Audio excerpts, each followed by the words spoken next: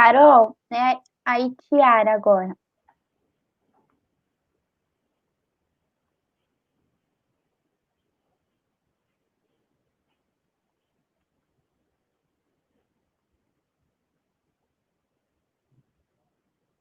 Boa noite, então, pessoal. Vamos começar mais uma atividade dessa 11ª edição da SEMAD. Como foi solicitado para nós fazermos uma autodescrição para tornar o evento mais inclusivo. Eu sou branca, tenho cabelos longos castanhos, olhos castanhos, e o fundo atrás de mim é lilás, e estou com uma camisa de botões marrom.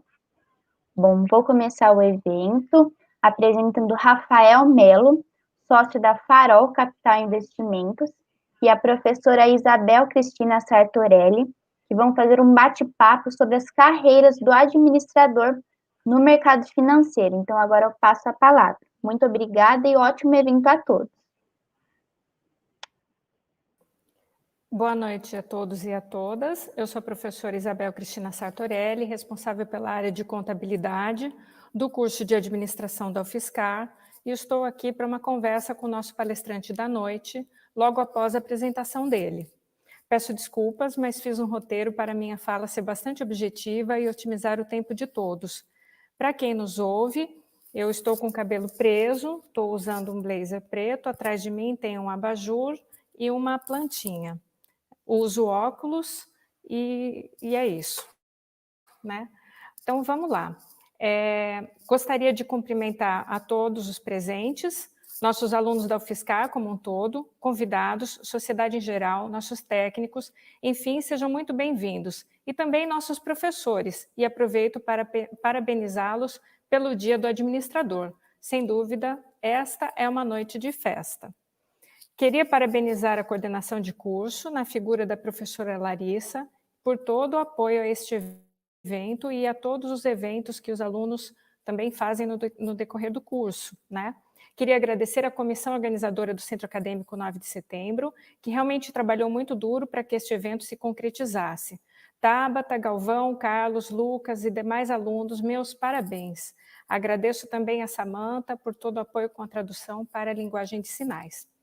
Queria agradecer o Jornal Cruzeiro do Sul, na figura do jornalista Marinaldo Cruz Filho, pela divulgação do evento, e agradecer o convite para participar deste bate-papo com Rafael Melo, sócio da Farol Investimentos. Também queria agradecer o senhor Rafael Melo em aceitar o convite e participar deste evento. Já conversei com o Rafael e tenho certeza que a palestra dele será muito enriquecedora.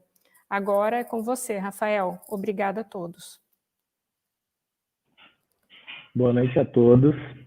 Eu agradeço imensamente essa oportunidade, esse grande privilégio de poder falar a todos os amigos, os alunos, a toda a comunidade da UFSCar, também seguindo o protocolo de maneira inclusiva. Eu estou utilizando aqui uma camisa azul, como é padrão e é tradição no mercado financeiro, e estou na frente de uma decoração da minha casa, onde eu tenho alguns enfeites das cidades, dos locais que eu já visitei ou que meus amigos visitaram por mim. E tenho um cabelo curtinho, tenho cabelo preto, né? E olhos. Eu estou muito contente de estar aqui com vocês para falar, né, sobre as carreiras possíveis no mercado financeiro para administradores ou não, né? Mas eu tenho certeza que isso provavelmente vai trazer muitas surpresas aí para todos.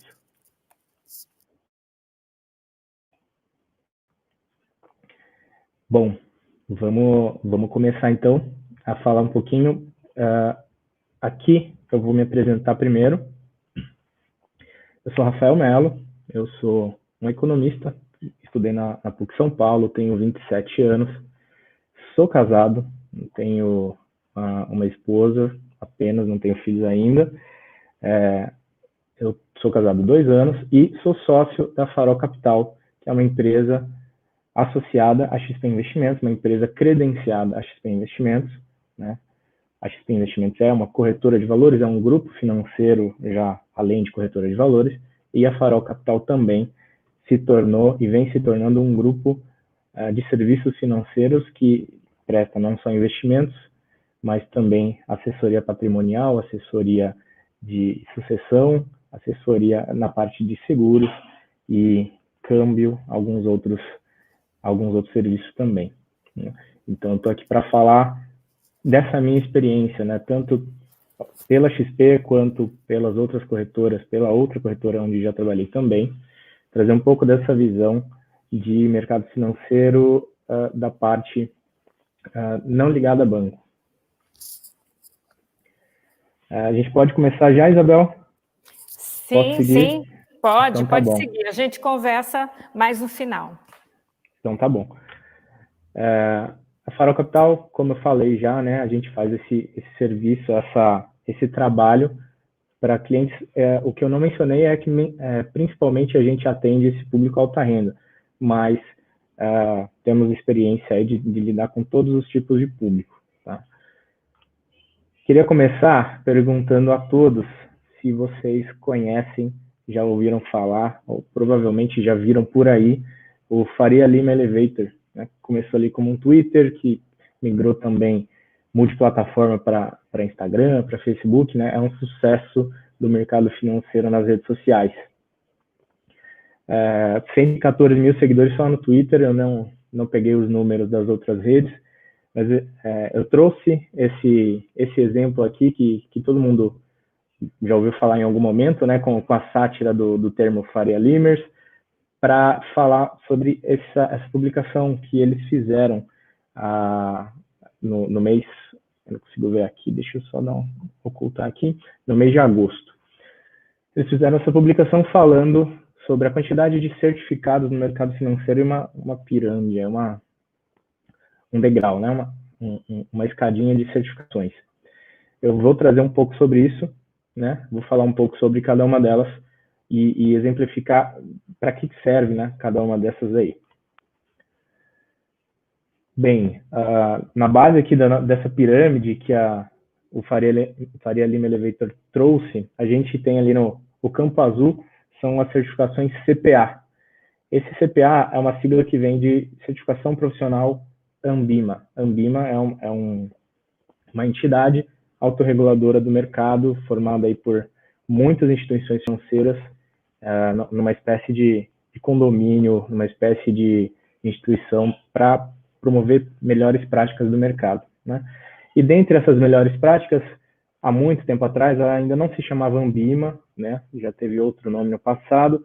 Eles entenderam que seria bom criar uma certificação que qualificasse, que atestasse a qualificação do profissional bancário, aquele profissional que atendia o público, que atendia as pessoas ali na agência, e assim surgiu o CPA, né? Teve, lógico, uma evolução, mas assim surgiu o CPA. O primeiro, o mais básico deles, vamos falar assim, é o CPA 10. É aquela certificação para o profissional que atende o investidor comum, o investidor, qualquer cliente, né? Vamos chamar assim de varejo. Qualquer cliente de varejo que queira investir dinheiro no banco. Essa é uma certificação ali que em algumas instituições é exigida, em alguns momentos da história não foi exigido, mas era um diferencial. Hoje em dia, vocês podem ver que o número de profissionais com essa certificação é de 427 mil pessoas no Brasil. Então, é realmente uma cultura já bem disseminada entre os profissionais bancários. E aí, ao lado do CPA 10, vem o CPA 20, com a diferença de que o CPA 20 é destinado àqueles profissionais que prestam atendimento para o investidor alta renda, né? Chamando aqui de alta renda, mas se vocês derem uma olhada aí no slide, está escrito investidores qualificados, né? Isso na regrinha, quem define essa regra é a CVM, a Comissão de Valores Mobiliários, e significa um investidor que tem mais de R$1 milhão investidos em instituições financeiras e atesta por escrito sua qualificação, seu entendimento sobre o mercado. É isso que significa investidor qualificado, e o CPA 20 é uma certificação para atender esse tipo de investidor. Também, ele já é, né, bem menos disseminado que o CPA 10, mas ele também é uma cultura já mais enraizada no Brasil. 155 mil pessoas já possuem o CPA 20. Né? Eu já também passei por essa etapa já estive dentre esses 155 mil também. Aí, acima do CPA 10 e CPA 20, a gente tem níveis que aí já reduz bastante o número de profissionais, né? Aí vem o CEA, o CGA e o CFA. O CEA, ele é também da parte ali de certificações da Anbima, é o certificado de especialista Anbima. Aí já tem muito menos pessoas com essa certificação, e ele também é destinado para atender investidores qualificados, mas ele traz uma diferenciação, né? Ele traz uma sofisticação, ele traz ali um nível de exigência para esse certificado maior, o que se torna uma diferenciação para esse profissional. Falando um pouco mais sobre os outros também, o CFP, ele já não tem relação com a Anbima, tá? Ele é um certificado de planejador financeiro, e aí está na sigla em inglês, Certified Financial Planner. Ele tem aí áreas de consultoria já, né, porque ele presta um serviço já para pessoas ou empresas, mas ele pode já ser um profissional autônomo, ele pode ter uma empresa para fazer esse planejamento financeiro, ele pode ser também um profissional ligado, né, a um banco ou uma instituição financeira como funcionário, mas ele tem mais esse perfil de consultoria. O CGA, ele já é uma certificação mais voltada ao mercado de gestão de patrimônio. O que é isso? Aqueles profissionais que estão dentro de uma estrutura, né, de um CNPJ, de uma empresa que tem no seu fim, no seu objetivo, tomar decisões pelos clientes de investimento, né? Tomar decisões do que comprar, do que vender, o que fazer com o dinheiro do cliente. Claro que isso é com a anuência do cliente, né? Com total ciência do cliente de que essas pessoas têm esse mandato para poder tomar essas decisões. E também é emitido pela Anbima, né? Só que aí bem menos profissionais têm esse tipo de certificado, até porque essa é uma indústria que, apesar de ser grande no Brasil, é uma indústria trilionária no Brasil, mas é bem concentrada em poucas empresas, poucos bancos também.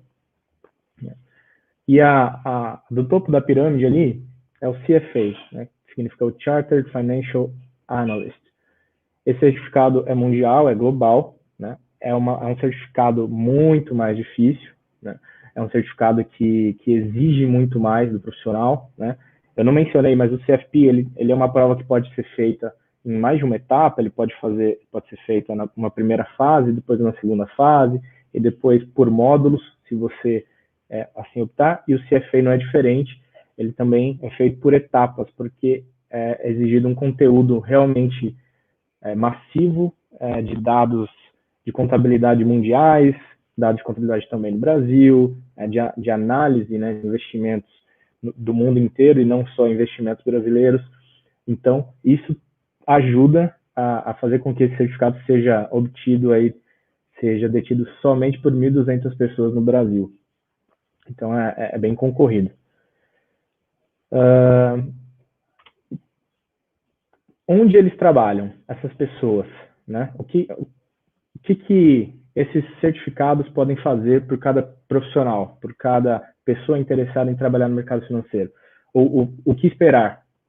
Ali no CPA 10, no CPA 20, já mencionei um pouco, né? O CPA 10 vai lidar com pessoas no varejo do banco, ali, aquele profissional que a gente conhece mesmo como o gerente da agência, né? O gerente do banco, aquele gerente que está ali sentadinho na mesinha dele quando a gente precisa ir na agência resolver alguma coisa.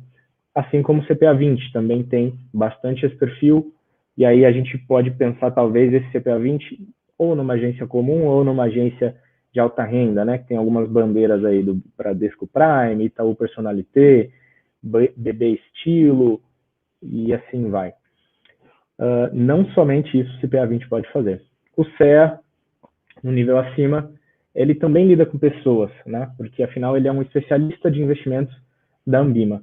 Mas aí ele já pode ser escalado por ser aquele profissional responsável pela estratégia de investimentos daquela agência, ou pela estratégia de investimentos do que os outros gerentes têm para apresentar, né, daqueles profissionais que estão em contato direto com o cliente na agência, mas talvez não tenha tanta especialização em investimentos, eles vão consultar o quê? O especialista em investimentos daquela agência, e pode ser o CEA, né? Também pode ser uma pessoa com CPA 20, mas normalmente tem começado a se exigir mais essa certificação CEA para ocupar esse posto.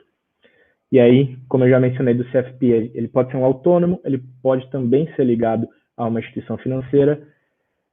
O perfil do CEA, ele já é técnico, mas do CFP ele começa a ter um pouco mais de exigência, né? Porque aí esse profissional ele não vai entender mais só sobre investimentos, ele vai entender sobre orçamento doméstico, né? Sobre montar um budget ali familiar, vai entender sobre financiamentos, taxas de juros, amortizações de imóveis ou de outros tipos de dívida, de negociação de dívidas, vai entender profundamente, né, sobre tributação de diversos investimentos, diversas coisas e diversas opções que as pessoas têm no mercado financeiro, vai entender de internacionalização, vai entender também de herança, né, o que acontece numa herança, o que acontece, quanto que custa, quanto imposto é cobrado no horário, todo esse tipo de assuntos, a gente pode esperar domínio do CFP. Então, ele é mais exigido também. Mas ele também tem esse perfil de lidar com pessoas, né? Então, eu até coloquei entre parênteses aí vamos dizer assim, para a gente se localizar melhor, né? O que a gente pode esperar? Esse profissional de CPA 10, CPA 20, CEA e CFP, eles vão estar ali no front office, que esse é um termo que é usado bastante no mercado, né? Aqueles profissionais que estão na linha de frente, lidando com o cliente, fazendo a ponta comercial, tendo esse contato com o cliente, tendo que ter esse jogo de cintura, né? Entendendo as pessoas, entendendo o objetivo das pessoas, né? E aí esses dois de cima, eles já não têm tanto esse perfil front office. Eles já estão ali mais no mid, o que a gente chama de middle office, né? Ou no back office. E isso não tem nenhum juízo de valor sobre isso. Não é depreciativo ou não é bom, né, ser front office ou back office. Só tem diferença de perfis, né? O CGA, o CFA, eles já são profissionais muito mais analíticos. Eles lidam com uma quantidade de dados absurda. Eles também têm domínio sobre essas coisas que o CFP tem, normalmente, né? Não é sempre que um CGA vai ter todo esse domínio que o CFP tem sobre alguns assuntos, mas o CGA focado ali em fazer leitura de dados econômicos, em entender cenários, né, econômicos, tanto no Brasil, no país sede, quanto no exterior, entender sobre política monetária, entender sobre Banco Central, sobre Ministério da Fazenda, tudo isso. O CGA tem que ter uma visão sobre isso, para ele ter uma visão de mundo, uma leitura do cenário, para ele poder investir esse dinheiro do cliente, o dinheiro que o cliente confia a ele. E o CFA, além de ter todas esses domínios, né, sobre todos esses assuntos que o CGA também tem que ter, ele também vai ter um perfil muito de liderança. Normalmente esse profissional, como ele é extremamente qualificado, ele vai estar capitaneando, né, as instituições financeiras. Eles vão estar nos mais altos escalões dos bancos de investimento, dos bancos estrangeiros, né, que a gente tem também no Brasil, né, bancos do exterior. Também, esses profissionais também estão presentes nas gestoras, junto com o CGA, mas, normalmente, eles têm que ter esse perfil também de liderança, né? Eles tomam conta de áreas enormes, tomam conta, às vezes, de setores inteiros do banco, então, não é à toa que esse profissional é tão raro e tão altamente qualificado. E aí, para ficar um pouco mais claro essa segmentação, eu trouxe aqui uma pirâmide mostrando mais ou menos onde cada um desses profissionais pode se encaixar, né? Cada uma das certificações normalmente se encaixa. E a escadinha também tem essa lógica de ir subindo, né? O CPA 10 e o CPA 20 ali nos clientes comuns de varejo, o CEA também tem o lugarzinho dele ali. Normalmente, o CEA ele pode ter uma passagem por esses clientes, né? Mas o lugar dele mais comum seria dentro ali do meio da pirâmide com os clientes alta renda, que eles chamam aqui na pirâmide de clientes premium, junto com o CPA 20 e com o CFP também. Quer dizer que os de cima lá, os chefões, o topo da pirâmide das certificações não pode estar aqui nos clientes premium ou nos clientes da base da pirâmide? Não. Eles também podem estar ali, mas normalmente é temporário, né? E ali no private banking, que é um termo que eu não usei aqui ainda, mas só para deixar claro do que se trata, o private banking é um tipo de serviço bancário destinado a pessoas que têm já acima de 5 milhões de reais. 5 milhões, 10 milhões, 50 milhões de reais investidos. São investidores que são muito mais raros, mas também demandam um tipo de serviço, um nível de serviço e uma complexidade de serviço maior, né? Eles têm aí outras preocupações, normalmente são empresários, normalmente são pessoas que têm outras preocupações que os investidores abaixo ali de 3 milhões, 2 milhões de reais não têm. Então, os profissionais CFP, CGA, CFA são muito mais demandados nessas áreas também, certo? E aí, a gente tem algumas outras certificações no mercado, tem várias outras, na verdade, mas eu trouxe duas aqui, tá? Para falar ainda sobre mercado financeiro, principalmente da área de investimentos, que é onde eu tenho maior domínio, tá? Primeiro, o CNPI. CNPI, ele é uma certificação para aquele profissional que ele entende que ele não está no time das pessoas que lida com pessoas, ele entende que ele está ali no time das pessoas que lida com números, que lida com dados, que lida com análise de balanço, análise de resultados trimestrais das empresas, e eles têm essa habilidade, né, para fazer a leitura dos resultados, ou então no time dos analistas técnicos, grafistas, aquele que fica ali olhando para o gráfico, né, daquele investimento, do histórico daquele investimento, seja um gráfico de vários dias, seja um gráfico de algumas horas, seja um gráfico de 5 minutos, de 5 em 5 minutos vai se atualizando. Esse também é um tipo de CNPI, que é o CNPI-T. Essa certificação existe para garantir que esses analistas eles saibam o que estão fazendo, porque são eles os únicos dentro do mercado financeiro que podem fazer recomendação de ativos. O que eu quero dizer com isso? A recomendação o profissional vai poder olhar, por exemplo, dar um exemplo prático, né?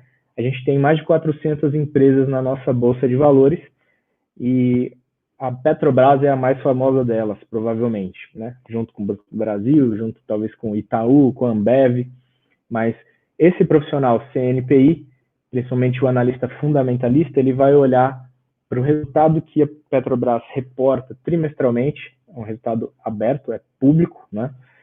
Ele vai olhar todo aquele balanço, né?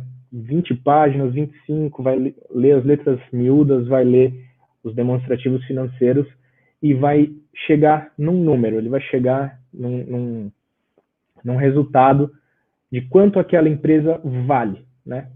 Conforme aqueles dados de receita, gastos, endividamento, crescimento de lucro, crescimento de dívida, crescimento de gastos, se o lucro está grande, está pequeno, ou se é prejuízo. Esse profissional é o que chega nessa conclusão, se aquele investimento tem algum valor, se aquela empresa vale alguma coisa e quanto ela vale. E é aí que ele vai fazer uma recomendação, se vale a pena comprar as ações daquela empresa, Petrobras, ou se é momento de vender, porque está mais caro do que vale dentro da análise dele, né? Normalmente, essa certificação CNPI, ela é a porta de entrada para você se tornar um gestor de fundos de investimento, um gestor de patrimônio, de fortunas, ou pode ser um fundo de investimento pequeno ou grande, mas normalmente tem que ser um fundo que tenha, no mínimo, ali 10 milhões de reais.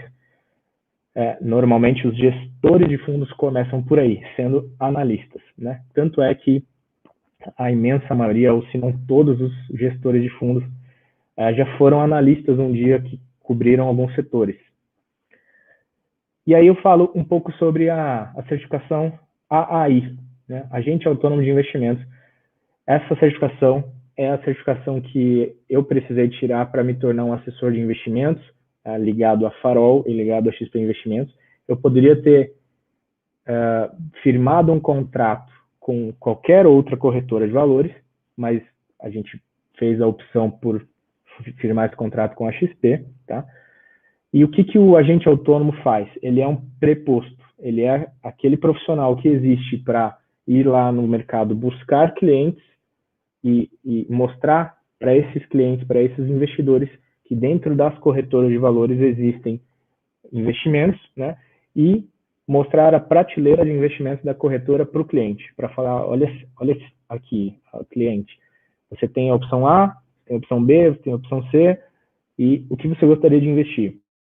Até deixei aqui em negrito no final, que é o CNPI, a certificação de cima, que analisa se aquele investimento é bom ou ruim e recomenda aquilo. E é o agente autônomo que mostra as recomendações do CNPI para o cliente. Então, às vezes tem essa dúvida, né? Mas o assessor de investimentos, que é como popularmente se chama agente autônomo, ele que recomenda o investimento? Não.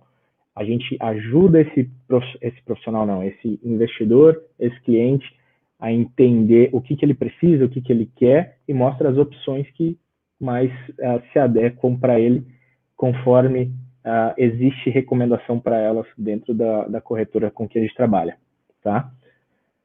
Existem outras certificações, né?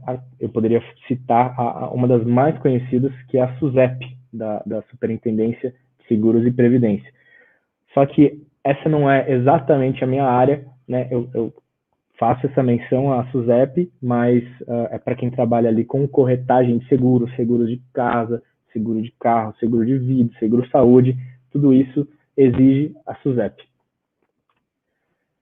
O que a gente faz como agente autônomo, né? Eu já mencionei um pouquinho, mas normalmente tem um pouco dessas etapas, né? A gente faz uma reunião inicial com esse cliente, entende o momento dele, o perfil dele, entende o que ele procura, e aí sempre esse cliente vai ser atendido numa instituição financeira, então ele faz uma abertura de conta, essa sugestão de investimentos vem baseada no perfil de investidor dele, né?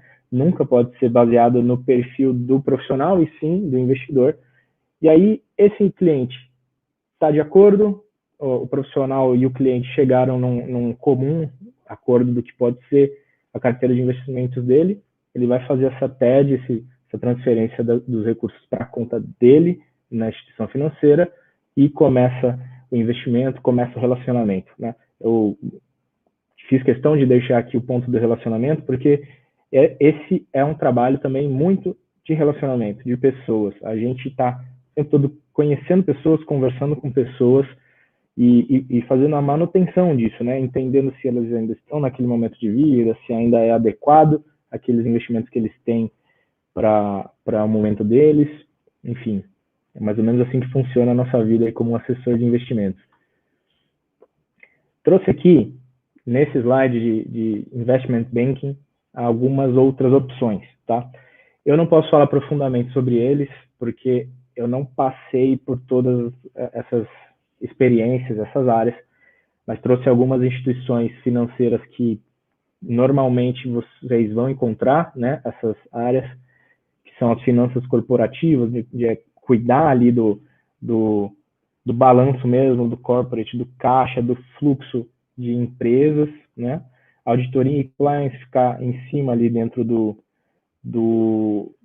meandros, das regras de mercado, ficar de marcação ali junto com os profissionais dentro da sua própria instituição para ver se está todo mundo respeitando as regras, né? Essa é uma opção também. Fusões e aquisições, aí eu deixei entre parênteses M e A, porque é assim que normalmente se fala, M&A, né? Significa Mergers and Acquisitions. Esse termo é para essa área, né, do mercado financeiro. São aqueles profissionais que, novamente para citar o Faria Lima Elevator, são aqueles profissionais do PowerPoint, né, que encontram uma empresa que tem interesse em comprar outra empresa ou se fundir com outra empresa, e aí eles vão se debruçar sobre os números de cada uma, vão fazer uma apresentação bem legal mostrando quais seriam os possíveis pontos de sinergia, quais seriam as vantagens de se fazer uma fusão, uma aquisição, né? Ganhar mercado, market share, como a gente fala, né? Ou então ganhar economias de escala, economias de escopo, se tornar muito mais eficiente, se tornar um player mais relevante. Então, algumas das coisas que o profissional de fusões e aquisições pode fazer, né? E aí, do outro lado, tem o IPO, né? Ofertas públicas iniciais, e o que é isso? É, por exemplo, o que, entre tantas empresas estão interessadas em fazer agora, o que as lojas Avan querem fazer, né? Quem tem acompanhado aí algumas notícias viu que as lojas Avan pediram, né, o processo, pediram para registrar o processo de abertura de capital na Bolsa para a CVM. Então, o que acontece nesse momento? A empresa vai deixar de ser uma empresa de um único dono ou de uma família, um negócio fechado, para se tornar um negócio aberto, um negócio público, em que a empresa vende parte das ações dela, vende parte do capital dela para outras infinitas pessoas dentro do mercado financeiro, seja no Brasil, sejam estrangeiros, e a partir desse momento ela começa a reportar os resultados dela publicamente, de maneira trimestral, dentro das regras da nossa Bolsa de Valores, para com esse capital que ela recebe, tocar os planos, né? Às vezes ela quer crescer, às vezes ela quer comprar um concorrente, às vezes ela quer triplicar de tamanho. Cada empresa tem o seu planejamento. Dentro desse universo, também, né, todas essas funções aí de investment banking, esse profissional vai ter que entender muito, né, de contabilidade, vai ter que entender muito de negócios, vai ter que entender de pessoas, vai ter que entender de negociação, né, porque o tempo todo ele está sentando na mesa com empresas, com empresários, com pessoas interessadas em comprar ou não o concorrente, o outro negócio, e aí tem que ter muito jogo de cintura.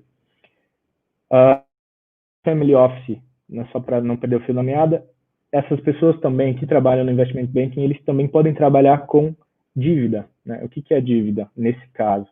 É você ajudar uma empresa a se reestruturar, às vezes ela está se afogando em muitas dívidas que ela fez, às vezes a dívida é de curto prazo e ela poderia trocar essa dívida por uma dívida de longo prazo para ter um fôlego financeiro, para conseguir cumprir melhor seus objetivos, ou então para empresas que não têm dívida no mercado, mas têm interesse em crescer, eu não quero abrir o meu capital, ou então eu já tenho o meu capital aberto na Bolsa de Valores, eu prefiro lançar um título de dívida, e aí eles vão levantar essa dívida no mercado, ajudar a apresentar para os investidores, ajudar a mostrar por que é um bom negócio emprestar dinheiro para aquela empresa, e a empresa consegue levantar esse capital. E aí, voltando aqui para o Family Office, isso aqui é um negócio mais voltado à gestão de fortunas mesmo, né? Normalmente, Family Office são pequenas empresas que montam um fundo de investimento exclusivo de uma família ou alguns fundos de algumas famílias para cuidar da fortuna de poucas pessoas, né? Então, ali envolve poucos profissionais, mas um alto nível de serviço, um serviço muito qualificado para poucas famílias, para fazer uma série de serviços, não só de cuidar dos investimentos dessa família, mas cuidar de imóveis, mas cuidar de o processo sucessório, né? Fazer sucessão desse patrimônio para os filhos e tudo mais.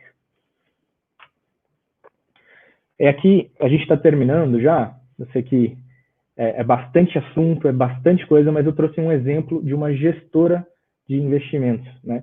O que uma gestora faz? Ela faz gestão de um fundo de investimento. Eles não tem nada aqui, eu não estou recebendo nada para fazer isso, tá? Da parte da Dália Capital, mas essa é uma gestora que a gente costuma trabalhar junto, que a gente costuma utilizar dentro do nosso escopo de assessor de investimentos. A gente conhece bem o pessoal da Dália. E aí eu queria mostrar para vocês isso daqui. Essa estrutura do time da Dália contempla aqui 7 sócios principais, 7 pessoas principais. Claro que dentro de risco e compliance tem algumas pessoas, claro que dentro de middle office, finanças, TI, tem vários outros profissionais envolvidos, mas basicamente a gente tem aqui no comitê de investimentos 6 cogestores, né, 6 analistas, e cada um cuida de um setor, né, como vocês podem ver, a profissional Sara Delfim cuida ali do setor de infraestrutura e de bens de capital e de consumo na Bolsa de Valores, o Felipe Hirai cuida das empresas de commodities, de saúde e educação, o Maurício Fernandes de telecom, tecnologia, o Alessandro Arlan de financeiro, de agro, enfim. E aí ali no meio a gente tem o José Rocha, que está escrito PM. PM significa Portfolio Manager, que significa, entre outras coisas, que ele é o responsável por dar o voto de Minerva quando esse comitê está em dúvida, ou é responsável no fim do dia caso o fundo ganhe dinheiro ou perca dinheiro, porque ele é quem assina como gestor principal daquele dinheiro. E aí do lado a gente tem o Paulo Dale, que é o chefe de todas as operações e inclusive chefe de relação com investidores, né? Então vocês imaginam, a gente tem aqui alguns profissionais que são altamente complementares, cada um entende profundamente de um setor. Aí do lado do Paulo a gente tem um profissional que entende muito de relacionamento com pessoas, relacionamento com assessores de investimento também, porque ele precisa ir lá conversar com a gente, mostrar o que eles estão fazendo, como que eles operam o dinheiro dos clientes, como eles ganham dinheiro, e também prestar contas quando eles perdem dinheiro, né?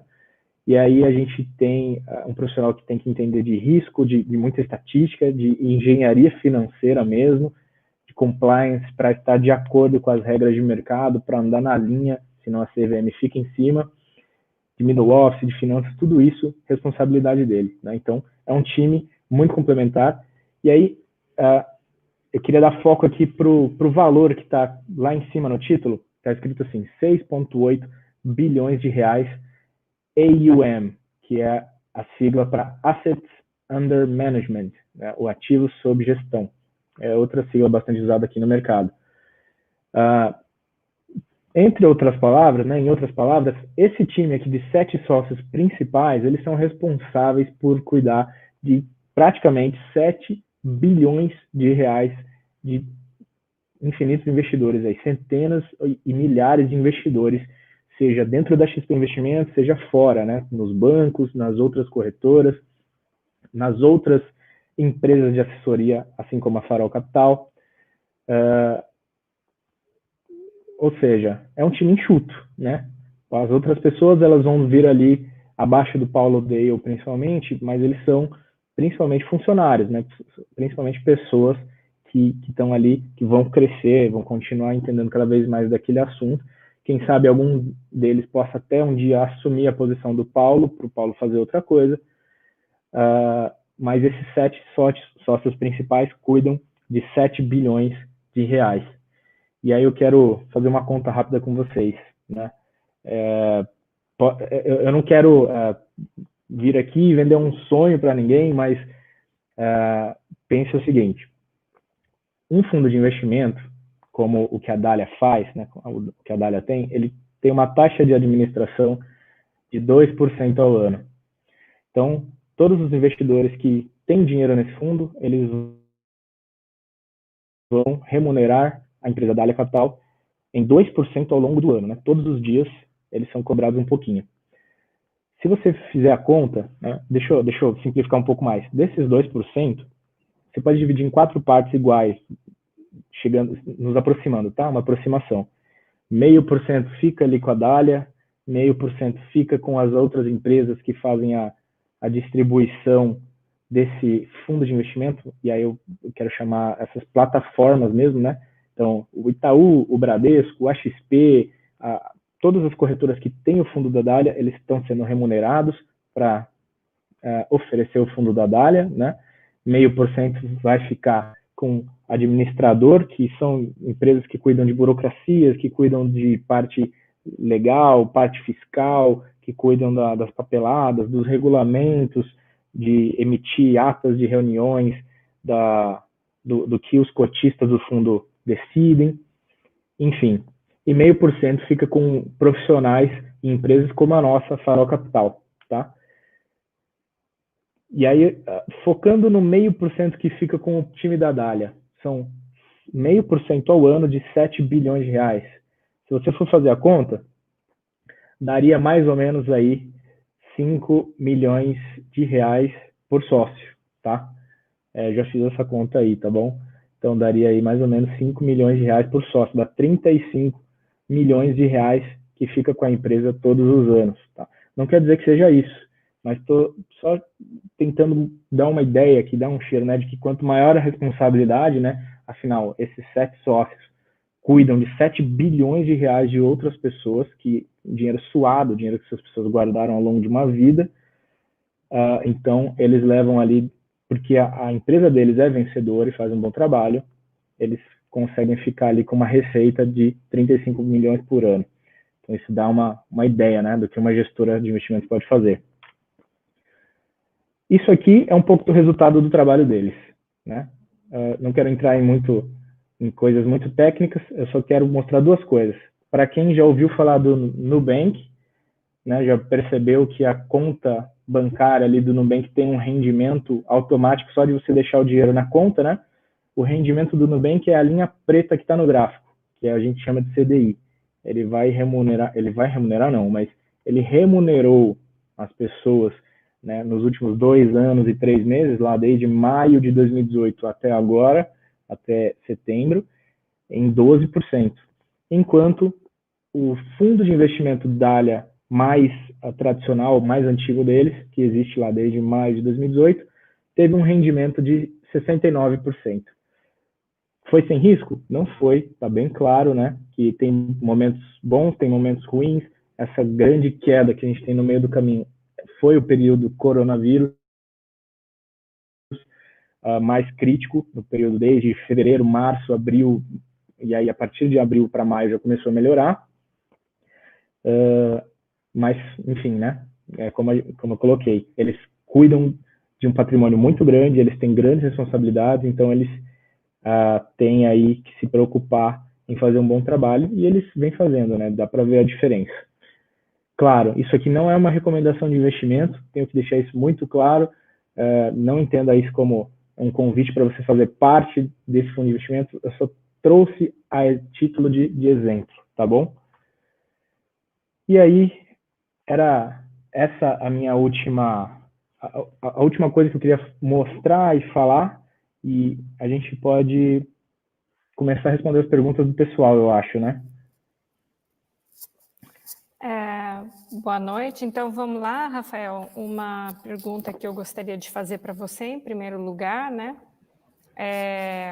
Se você pode dizer para a gente o que te chama a atenção para ir para esse tipo de segmento? Como a gente está estourado de tempo, eu tenho várias perguntas, eu queria que você contasse um pouco para a gente como foi que você chegou a sócio da Farol Investimentos, um pouco da sua trajetória. Bom, eu entrei no mercado financeiro a princípio porque quando eu tinha 15 anos, meu primeiro contato com as finanças pessoais foi ao ler o livro Pai Rico, Pai Pobre. Quando eu li esse livro, eu entendi que a gente vive num automático, num piloto automático, em que a gente nasce, cresce, é ensinado a ir para a escola a vida inteira para arrumar um bom emprego, para gastar cada vez mais o nosso salário, que vai aumentando ao longo da vida.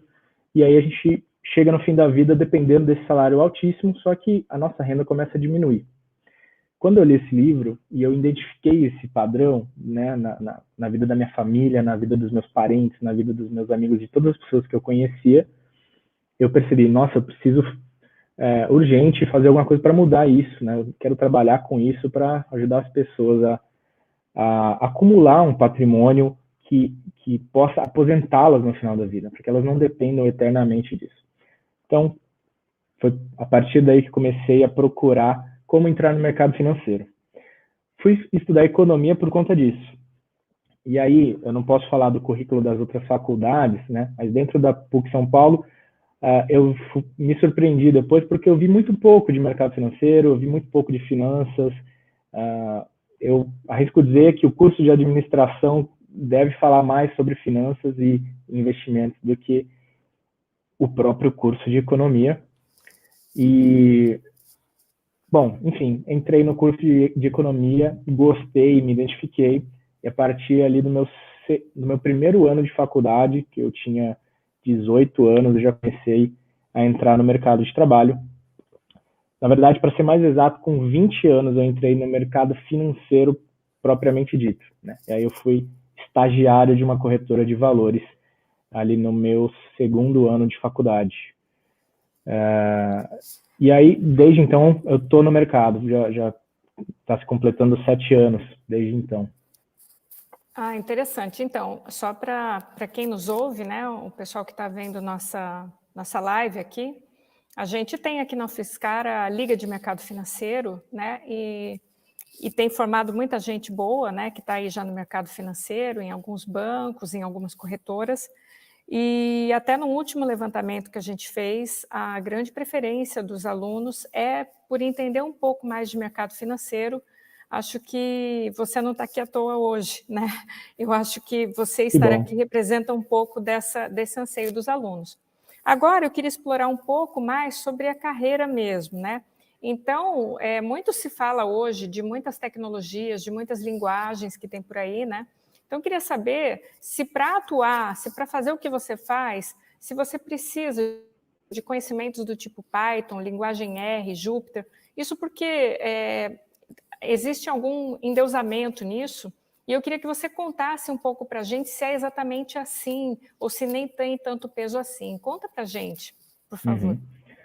Bem, como eu tentei mostrar, eu sempre fiz parte dessa área front office, que lida com o cliente, que é mais ligada à área comercial. E hoje, no meu trabalho, eu sou totalmente uma pessoa que lida com pessoas. Então, eu não uso quase nada de análise de dados, de programação, de modelagem financeira, eu uso muito pouco.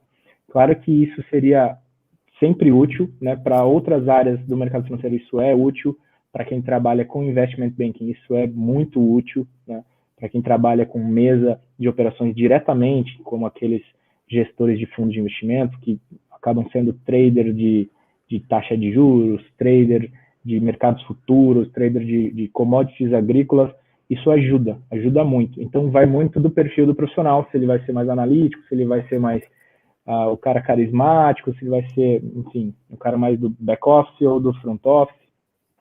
Então, a gente tem que se conhecer, né, para entender se vai ser mais útil para a gente. Bom, interrompendo um pouquinho, nós temos uma dúvida no chat. Para um estagiário que não tenha nenhuma certificação, quais outros diferenciais para se destacar no mercado financeiro?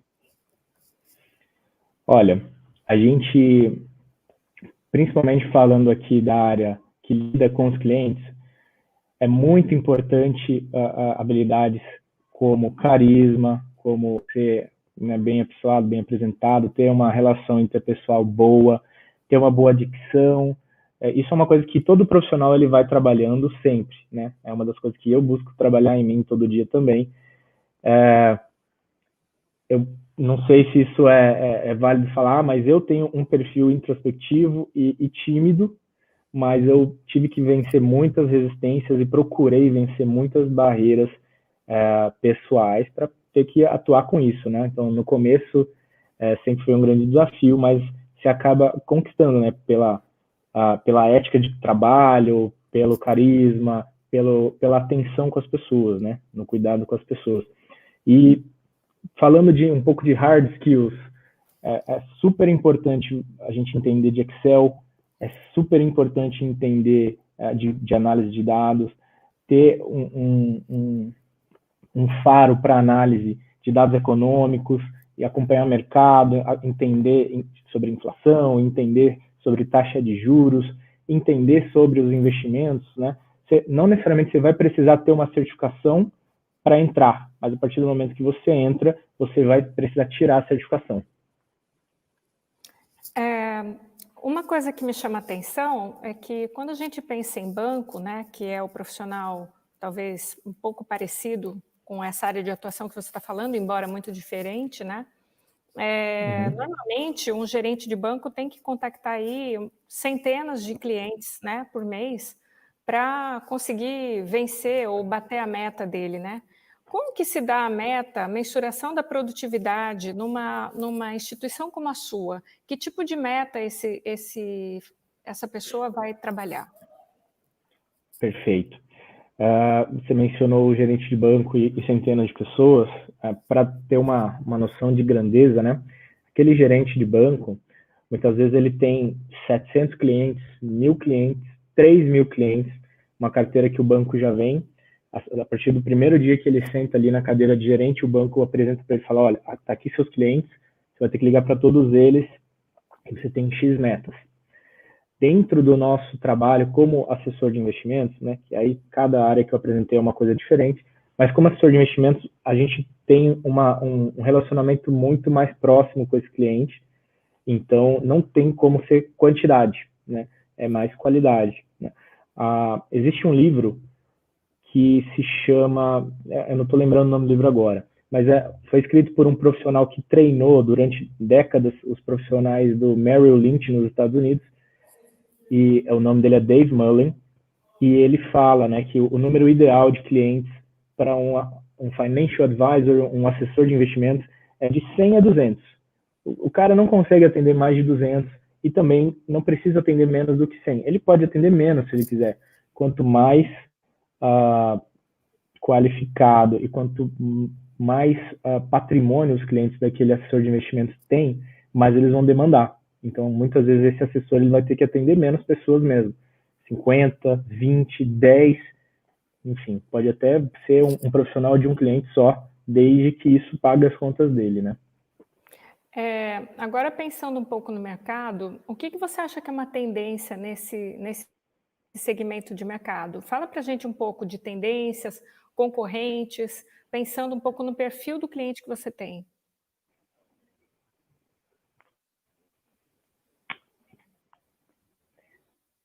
Deu uma travada um pouco aqui, mas vamos ver se eu consigo. Eu não sei o quanto vocês vêm acompanhando aí a mídia, o que a XP Investimentos vem fazendo para se tornar conhecida, né, divulgar o trabalho do assessor também. Isso tem estado em pauta cada vez mais, né? A diferença do assessor com o profissional bancário. E o que eu vejo, né, como tendência é cada vez mais esse profissional do banco migrando, né, do perfil funcionário para um perfil autônomo, do perfil funcionário para empresário, né, porque eu tenho que dizer, nós somos empresários também, né, aqui na Farol Capital nós somos um time de 12 pessoas e todos nós, como autônomos, fazemos parte da sociedade, dentro do contrato da Farol. Então, nós estamos aqui atendendo o cliente, mas pensando em comercial, pensando em marketing, pensando em tecnologia, né? As redes, pensando em administração do escritório, pensando nas finanças, tudo que envolve a administração de um negócio. Então, esse profissional ele tem esse perfil multifacetado também, e eu vejo essa tendência, né? Assim como não só através da XP, mas como muitas outras instituições que vêm crescendo e buscando esse profissional. Posso citar a BTG, posso citar o Banco Safra, que também abriu uma área disso, tem a Guide, tem a Orama. O que eu vejo como dificuldade, né, e que acaba até tornando esse profissional cada vez mais valorizado, é uma certificação difícil de tirar, assim como outras também são, mas essa certificação de assessor de investimentos, a certificação que chama ANCORD, né, a gente chama comumente de ANCORD, porque é a instituição que aplica a prova, tem 10.700 profissionais com essa certificação no Brasil, e às vezes pode levar um mês para a pessoa conseguir tirar, quanto pode levar 6 meses, quanto pode levar 1 ano de estudos e tentativas, né? O importante é que a pessoa pode tentar sempre, né? Todo mês, se ela quiser, ela pode tentar tirar a prova, só que cada vez que ela vai fazer essa prova, custa ali R$460, se eu não estiver enganado. Então, tem que ser uma coisa bem planejada ali dentro do planejamento profissional. E essa prova, ela é oferecida com frequência ou é uma vez por ano? Como que é? Então, o profissional ele pode marcar quantas vezes ele quiser e tiver disponibilidade de datas nas instituições que aplicam a prova. Atualmente, quem está fazendo a aplicação é a FGV, em parceria com a Ancord. Mas se o profissional foi lá, marcou, fez a prova, não passou, isso leva mais ou menos uma semana para sair ali o resultado. Antigamente levava uma semana, talvez hoje até saia na hora o resultado da prova dele. Ele já pode pagar de novo outra prova e já marcar de novo dentro de uma semana, dentro de um mês. Aí vai depender da organização financeira dele mesmo. Isso aí, pelo que eu estou entendendo, tem marcação cerrada da CVM ou não? Em cima da certificação. Bastante. É importante que tenha, porque no fim do dia, como todas as áreas, também podem ter profissionais que não trabalham na ética, né, não trabalham com assim, bons princípios, né, princípios de ética da profissão. Então, cada vez que alguém sai da linha, cada vez que alguém é denunciado, a CVM vai atrás, ela multa, ela impede esse profissional de exercer a profissão durante alguns anos, ou às vezes o profissional fica banido para o resto da vida. É importante que tenha, assim, essa regulação da CVM. Vocês têm algum canal específico para recrutamento de profissionais? Sim, temos. Eu até deixei aqui na minha apresentação o meu muito obrigado. E aí, se der para colocar na tela, ele vai ficar aparecendo aí. É um e-mail do responsável pela seleção do nosso escritório, que chama Paulo. O nome dele é Paulo, o sobrenome dele é Biff, 3 letrinhas, B-I-F. Então é paulo.biff@farolcapital.com.br. Ele recebe o interesse e o currículo de todas as pessoas que estejam interessadas em trabalhar com isso, em entrar para a nossa empresa, e a gente faz toda a orientação depois de como ele pode fazer para tirar a certificação e começar a carreira dele. Legal. Olha, a gente está batendo 9 horas e 7 minutos aqui, vamos tentar respeitar o tempo, né? Então, caso tenha alguma pergunta do chat, a gente pode projetar, mas da minha parte, eu já queria dizer o meu muito obrigada e dizer que agora você faz parte da família UFSCar. Obrigada. Sim. Muito obrigado.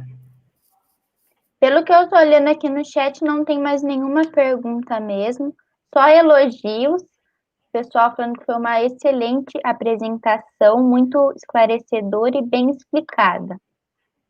Eu queria fazer Perfeito. um comentário, eu agradeci no início da palestra a Samantha, que está trabalhando com Libras, mas eu também gostaria de agradecer a Itiara, que também dividiu aí o cenário com a Samantha, e nós somos eternamente gratos. Muito obrigada às duas.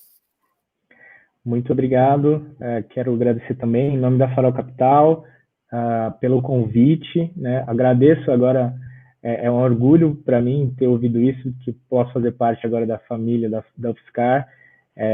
Essa noite vai ficar marcada com certeza para mim como uma grande alegria. Muito obrigado a todo o time do Centro Acadêmico e parabéns pelo evento. Nós que agradecemos muito a todos vocês. Sim, e muito obrigada por tudo, pela palestra, deu show aqui, muito obrigada mesmo. Obrigado. Tchau, tchau, gente. Tchau, até mais. Pessoal, a gente vai anunciar o sorteio, os sorteados. Primeiramente, lembrar vocês de responder o formulário, hein, para conseguirem ganhar o certificado. Então, tem alguns recadinhos. Um agradecimento muito especial a Andrelise e a Dayana, da CD Libras, que estiveram hoje no Recruta do Facebook. A Itiara, do Serviço de Tradução e Interpretação em Libras. E a Samantha, que está com a gente nesse momento, do Departamento de Assuntos Comunitários e Estudantis da UFSCar Sorocaba. Bom, nós já fizemos o sorteio e também já conferimos o resultado, já conferimos as regras, né? Só um minutinho para falar certo para vocês. Nós vamos também colocar o link para vocês conferirem tudo certinho, o nome do sorteado. Quem ganhou a caneca da Cane Queens foi a Maiara Gouveia.